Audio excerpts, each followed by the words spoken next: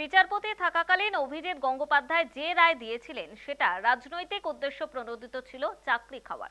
সুকান্ত মজুমদারকে পাল্টা তোপ তৃণমূল নেতা কুণাল ঘোষের।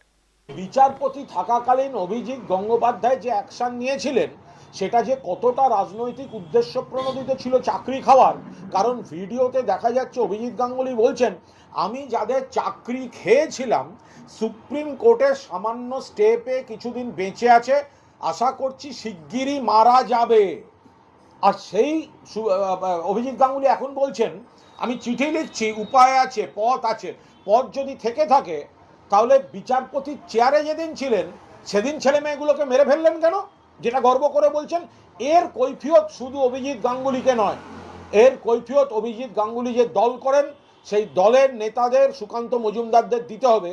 সেদিন পথ থাকা সত্ত্বেও রাজনৈতিক উদ্দেশ্য প্রণোদিতভাবে ছেলে মেয়েগুলোকে মেরে ফেলার জন্য অভিজিৎ গাঙ্গুলিরা চাকরি খাওয়ার পলিটিক্স করেছেন, সেটা সগর্বে নিজে দাবি করছেন।